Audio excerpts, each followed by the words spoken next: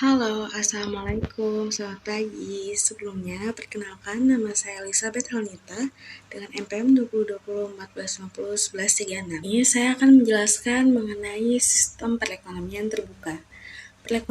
Perekonomian terbuka adalah perekonomian yang melibatkan diri dalam perdagangan internasional, ekspor dan impor, barang dan jasa, serta modal dengan negara-negara lain. Sistem ini memberikan kesempatan bagi masyarakatnya untuk berinteraksi dalam bidang ekonomi dengan negara lain, baik itu perseorangan, swasta, ataupun perusahaan. Kegiatan ekonomi itu bisa dalam bentuk perdagangan produk, barang, dan jasa, pertukaran teknologi, dan sebagainya. Dalam perekonomian terbuka, beberapa produksi dalam negeri diekspor atau dijual di luar negeri, dan di samping itu, ada juga barang-barang di negara itu yang diimpor dari negara lain. Faktor-faktor yang biasanya menyebabkan perdagangan internasional yaitu sebagai berikut. Yang pertama, perbedaan dalam faktor produksi. Yang kedua, motif keuntungan yang diperoleh dalam perdagangan. Yang ketiga, perbedaan dalam tingkat kelangkaan. Yang keempat, perbedaan komparatif dari harga barang. Yang kelima, perbedaan dalam kemampuan untuk produksi. Open economy atau ekonomi terbuka adalah jenis perekonomian yang berinteraksi dengan dunia luar melalui perdagangan internasional, pergerakan modal, transfer informasi, dan pengetahuan teknis, dan migrasi tenaga kerja. Dalam perekonomian terbuka, pelaku ekonomi dapat dibedakan menjadi 4. Sektor bisnis, sektor rumah tangga, sektor pemerintahan, dan sektor luar negeri. Ini berbeda dengan perekonomian tertutup yang hanya terdiri dari 3 sektor, selain sektor luar negeri. Jika sebuah negara mengadopsi ekonomi terbuka, pengeluaran negara itu pada tahun tertentu tidak perlu sama dengan output barang dan jasa. Suatu negara dapat menghabiskan lebih banyak uang daripada yang dihasilkannya dengan meminjam dari luar negeri, atau dapat menghabiskan lebih sedikit dari yang menghasilkannya dan meminjamkan perbedaan kepada orang. Selanjutnya yaitu adalah penyebab terjadinya perdagangan nasional dalam sistem perekonomian terbuka. Tidak hanya di zaman sekarang, beberapa abad yang lalu para pedagang yang berlayar dengan kapal juga sudah melakukan kegiatan jual beli barang antar wilayah, padahal perekonomian saat itu belum berkembang seperti saat ini. Jika kita nilai kegiatan ekspor dan impor saat ini justru memiliki peranan penting dalam perekonomian antar negara, yang salah satu penyebabnya mungkin karena perbedaan sumber daya dan perbedaan kepentingan antar negara yang satu dengan negara yang lainnya. Dengan adanya kegiatan ekspor dan impor juga dapat membantu negara untuk membangkitkan ekonominya melalui kerjasama yang terjalin itu. Di Indonesia sendiri terdapat berbagai jenis kerjasama perdagangan internasional yang terjadi secara lengkap dapat dipelajari. Secara umum, pada sistem perekonomian terbuka, produsen memiliki hak untuk melakukan kegiatan penjualan produk atau barang ke negara-negara lain atau ekspor, dan juga sebaliknya, yaitu melakukan kegiatan pembelian produk atau barang yang berasal dari luar negaranya atau impor. Kegiatan ini juga memicu sistem perekonomiannya semakin tanpa batas yang ditunjukkan oleh lembaga perbankan dan keuangan juga turut mengikuti perkembangan transaksi yang mendukung kegiatan ekspor dan impor. Inilah yang disebut dengan ekonomi global yang mewujudkan kegiatan perdagangan secara internasional. Berikut adalah beberapa alasan yang memicu terjadinya perdagangan internasional. Yang pertama, perbedaan kondisi produk. Alasan perbedaan kondisi suatu produk ini yang lebih cenderung mengarah pada kualitas produk juga menjadi alasan terjadinya perdagangan internasional. Misalkan, ada salah satu negara yang mempunyai iklim tropis, tentunya memiliki kemampuan untuk memproduksi pisang, kopi dengan kualitas yang lebih maksimal yang kemudian diperdagangkan keluar yang ditukar dengan berbagai macam barang dan jasa dari negara lain. Yang kedua, menghemat biaya produksi. Hal ini juga menjadi alasan para produsen untuk melakukan perdagangan secara internasional. Dan sebenarnya inti dari alasan ini adalah untuk menekan tingginya biaya produksi dengan cara menghasilkan produk dalam skala yang jumlah besar. Bukankah tidak ada cara lain yang lebih hemat selain menjual produk yang berskala besar ke pasar global? Selanjutnya adalah perbedaan tingkat selera. Perbedaan tingkat selera. Walaupun misalkan kondisi sebuah produk dari berbagai daerah itu sama, perdagangan internasional tetap mungkin akan terjadi apabila masing-masing penduduk di situ memiliki selera yang berbeda. Contohnya, ada dua negara yang menghasilkan daging, yang satu adalah produsen daging sapi dan yang satu adalah produsen daging ayam. Jika produsen daging sapi memiliki selera terhadap daging ayam, dan begitu sebaliknya, tentu proses impor dan ekspor akan terjadi. Selanjutnya adalah adanya prinsip perbandingan, keunggulan, atau comparative advantage. Maksud dari prinsip ini adalah suatu negara cenderung akan lebih berspesialisasi untuk menciptakan produk dan mengekspornya keluar jika dirasa pembuatan produk di negaranya itu memakan biaya yang cukup mahal, yang relatif lebih rendah daripada dibuat oleh negara lain. Sebaliknya, satu negara akan lebih memilih untuk mengimpor produk jika biaya produksi untuk menghasilkan produk itu dinilai relatif tinggi atau kurang efisien jika diproduksi di negaranya sendiri.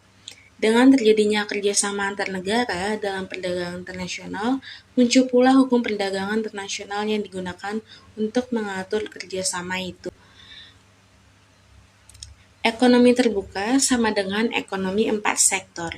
Ekonomi terbuka juga disebut ekonomi 4 sektor, yaitu ekonomi yang dibagi menjadi 4 sektor, yaitu sektor rumah tangga atau household sector yang terdiri dari sekelompok individu yang dianggap homogen dan identik. Sektor perusahaan, firms sektor, yang terdiri dari sekelompok perusahaan yang memproduksi barang dan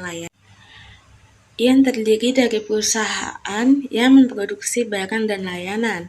Selanjutnya ada sektor pemerintahan atau government sector yang memiliki kewenangan politik untuk mengatur kegiatan masyarakat dan perusahaan.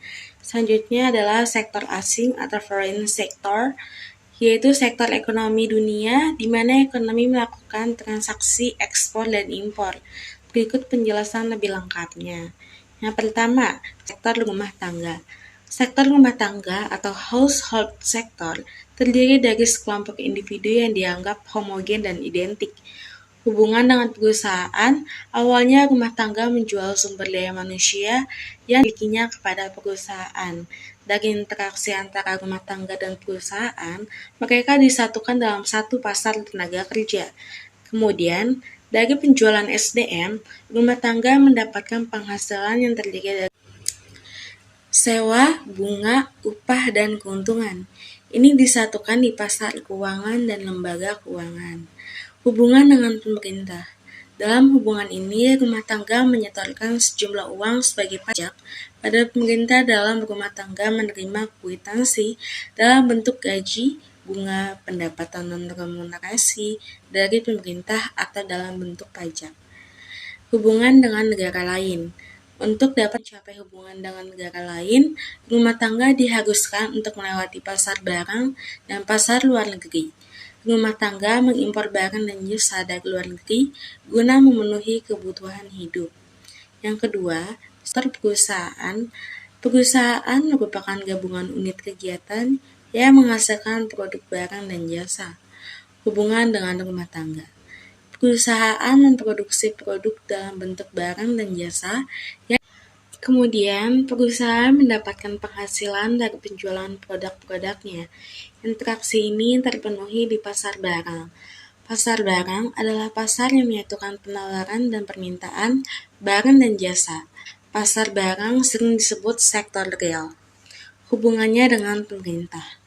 Perusahaan membayar pajak kepada pemerintah dan perusahaan menjual produk dan layanan kepada pemerintah melalui pasar barang. Hubungan dengan dunia internasional. Perusahaan mengimpor produk dan layanan dari luar negeri melalui pasar barang dan pasar luar negeri. Dari hasil penjualan itu, perusahaan mendapatkan keuntungan. Yang ketiga adalah sektor pemerintah. Bertindak sebagai pembuat dan pengatur kebijakan komunitas dan bisnis hubungan dengan rumah tangga. Pemerintah menerima pembayaran pajak rumah tangga untuk keperluan operasional, pengembangan, dan kebutuhan lain untuk mengembangkan negara. Hubungan dengan perusahaan, pemerintah mendapatkan pendapatan pajak dari perusahaan dan pemerintah juga membeli produk dari perusahaan berdasarkan dana anggaran yang ada. Yang keempat, sektor negara lain. Hubungan dengan rumah tangga. Negara-negara lain atau internasional menyediakan barang dan jasa untuk kepentingan rumah tangga yang dilakukan di pasar luar negeri. Dari pasar luar negeri hingga pasar barang domestik, sehingga produk yang dihasilkan dapat dibeli oleh rumah tangga. Sehingga dari transaksi jual beli ini, negara lain mendapat untung atau untung. Hubungan dengan perusahaan dunia internasional atau negara lain. Mengekspor produk mereka ke bisnis perusahaan, aliran barang dan jasa juga melewati pasar domestik dan kemudian masuk ke pasar barang. Dari proses itu juga menghasilkan untung. Kelebihan sistem ekonomi yang terbuka. Sistem ekonomi terbuka adalah sistem yang memberikan kesempatan bagi warga negaranya untuk berinteraksi dalam bidang ekonomi dengan negara lain. Warga negara yang dimaksud bisa berupa perseorangan, bisnis swasta, ataupun pemerintah. Kegiatan ekonomi bisa dalam bentuk perdagangan produk, barang, dan jasa, pertukaran teknologi atau manajerial, pertukaran mahasiswa sebagai kebutuhan perkembangan ilmu pengetahuan, dan sebagainya. Kolaborasi dengan luar negeri mendorong pertumbuhan, memungkinkan akses ke produk dan jasa yang lebih murah, akses teknologi yang lebih baik, dan tidak dikucilkan dari kehidupan berbangsa. Yang terakhir adalah sangat penting ketika sebuah negara sedang menghadapi bencana alam atau sosial, yang dimana membutuhkan uluran bantuan dari negara lain. Bayangkan jika pada saat gempa Aceh, Indonesia menganut sistem ekonomi tertutup. Siapa yang akan membantu? Dalam ekonomi terbuka, orang dapat bertukar barang dan jasa, memulai atau memperluas bisnis mereka, melintasi batas dan menikmati biaya yang lebih rendah. Pelanggan memiliki akses ke berbagai produk yang mungkin tidak tersedia. Keuntungan dari sistem ekonomi terbuka ini adalah sebagai berikut. Memperluas pasar produk barang dan jasa perusahaan dalam negeri, mengurangi tingkat pengangguran masyarakat suatu negara karena semakin terbukanya lowongan pekerjaan bagi masyarakat atas perluasan usaha dalam negeri, maupun kesempatan memperoleh pekerjaan dari luar negeri. Warga dari negara tertentu memiliki banyak pilihan atas barang dan jasa untuk aktivitas konsumsinya. Kegiatan impor barang atau jasa dari banyak negara memungkinkan keuntungan itu. Warga negara memiliki kesempatan untuk menyimpan uangnya sebagai tabungan ataupun investasi di luar negeri. Suatu negara memperoleh kesempatan untuk mendapatkan dana dari luar negeri berupa investasi ataupun pinjaman dari negara lain dan atau lembaga keuangan dunia seperti World Bank dan IMF. Dengan semakin bertambahnya relasi perdagangan, akan menjalin banyak persahabatan dari berbagai negara, memperkuat ketahanan nasional, perdagangan alutsista atau alat utama sistem pertahanan, dan hubungan kerjasama yang baik akan memungkinkan bantuan untuk keperluan ketahanan nasional yang semakin kuat. Selanjutnya adalah kelemahan dari perekonomian terbuka. 1. Terjadinya tingkat persaingan yang tinggi di dalam perdagangan, baik berupa harga, mutu, dan kualitas barang sangat menentukan, sehingga hanya barang yang berharga, kompetitif, serta mutu dan kualitas baiklah yang laku di pasaran. Yang kedua, mengeluarkan barang-barang yang dapat bersaing di luar negeri yang sama baik mutu dan harganya sesuai dengan yang diperjualbelikan di dalam negeri. Yang ketiga, cita rasa masyarakat terhadap produk yang dihasilkan sangat penting peranannya di dalam ekspor suatu negara. Yang keempat, pendapatan nasional secara langsung mengalami peningkatan karena ekspor yang dilakukan. Selanjutnya, saya akan membahas sedikit tentang nilai tukar. Nilai tukar atau dikenal sebagai kurs adalah sebuah perjanjian yang dikenal sebagai nilai tukar mata uang, terhadap pembayaran saat kini atau di kemudian hari antara dua mata uang masing-masing negara atau wilayah. Kata kurs mungkin bukan istilah yang asing lagi bagi kita. Namun dalam penerapannya masih banyak yang belum mengetahui pengertian kurs dan pengaruhnya dalam ekonomi bisnis. Dalam sistem pertukaran, dinyatakan besaran jumlah unit, yaitu mata uang, atau harga mata uang, atau sarian mata uang, yang dapat dibeli dari satu penggalan atau unit mata uang, disebut pula sebagai dasar mata uang. Sebagai contoh, dalam penggalan disebutkan bahwa kurs USD adalah 1,4320 atau 1,420 US dollar per euro, yang berarti bahwa penggalan mata uang adalah dalam USD dengan penggunaan penggalan nilai dasar tukar mata uang adalah euro. Real Effective Exchange Rate atau REAR adalah indikator untuk menjelaskan nilai mata uang suatu negara relatif terhadap beberapa mata uang negara-negara lainnya yang telah disesuaikan dengan tingkat inflasi pada tahun tertentu atau indeks harga konsumen negara tertentu. Kenaikan Real Effective Exchange Rate menggambarkan nilai ekspor lebih mahal dan nilai impor lebih murah. Peningkatan itu menunjukkan berkurangnya daya saing perdagangan, begitu juga sebaliknya. Sumber data yang dipakai yaitu mata uang atau nilai tukar negara tertentu dibandingkan nilai tukar Indonesia. Selain itu, perhitungan indeks harga konsumen di Indonesia dibandingkan dengan indeks harga konsumen negara tertentu. Perhitungan bobot atau W yang digunakan dalam perhitungan didasarkan pada proporsi nilai ekspor dan impor masing-masing negara terhadap nilai ekspor dan impor Indonesia. Selanjutnya adalah sistem. Sistem nilai tukar mata uang bebas apung merupakan nilai tukar yang dibolehkan untuk berbeda terhadap yang lain, dan mata uang ditentukan berdasarkan kekuatan pasar atas dari penawaran dan permintaan. Nilai tukar mata uang akan cenderung berubah hampir selalu seperti yang akan dikutip pada papan pasar keuangan, terutama oleh bank-bank di seluruh dunia, sedangkan dalam penggunaan sistem pasak, nilai tukar mata uang atau merupakan nilai tukar tetap dengan ketentuan berlakunya devaluasi dari nilai mata uang berdasarkan sistem Bretton Woods. Nilai tukar bilateral berlawanan dengan nilai tukar efektif. Nilai tukar bilateral adalah melibatkan pasangan mata uang, sedangkan nilai tukar efektif adalah rata-rata dari kelompok mata uang asing dan dilihat sebagai ukuran keseluruhan dari daya saing terhadap luar negeri. Sedangkan dalam sebuah penggatan nominal efektif, dalam nilai tukar atau nominal effective exchange rate atau NIR adalah bobot yang berbalik dengan bobot asimptotik perdagangan.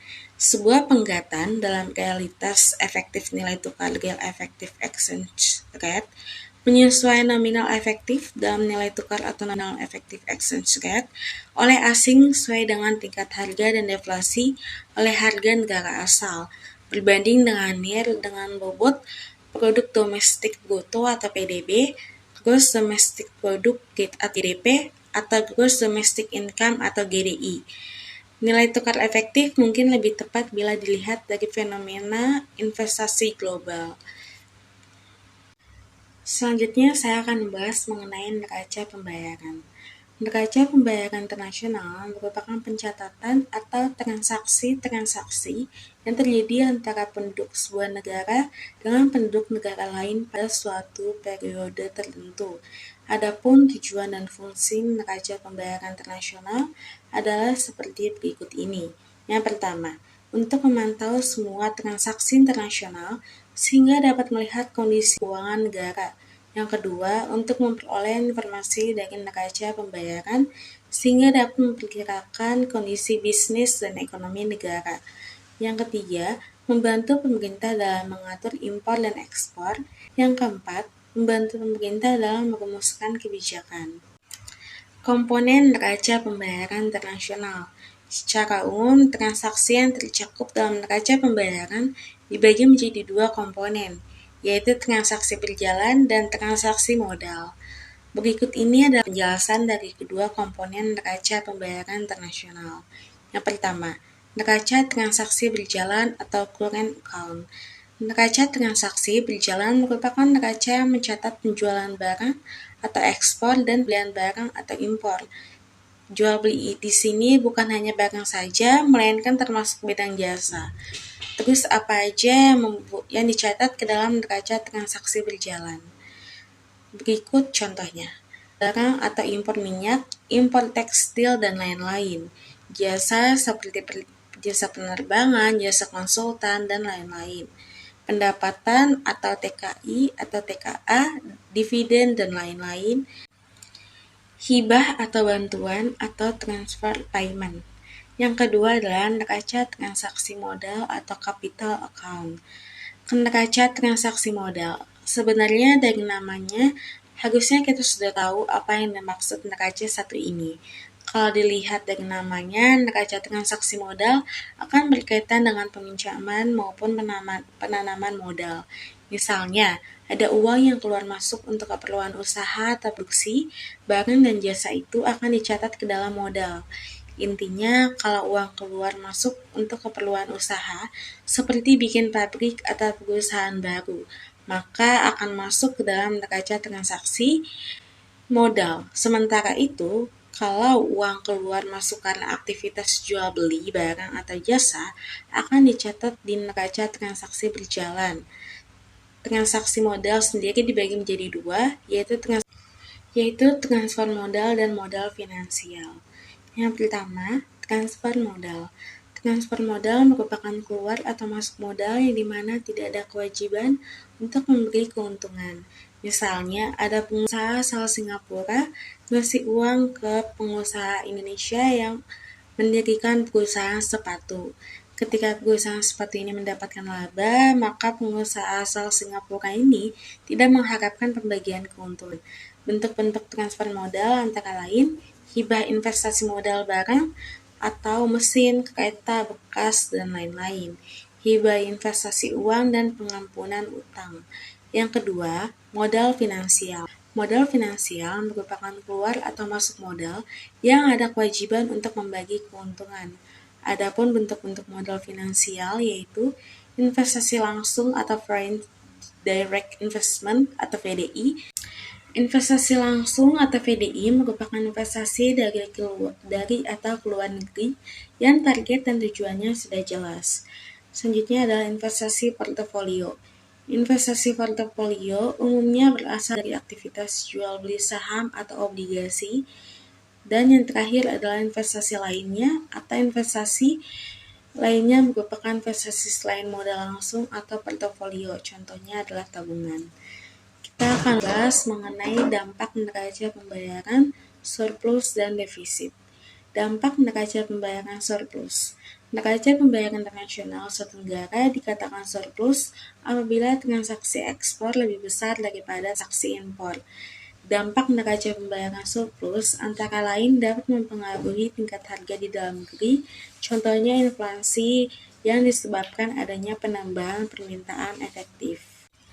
Dampak neraca pembayaran defisit.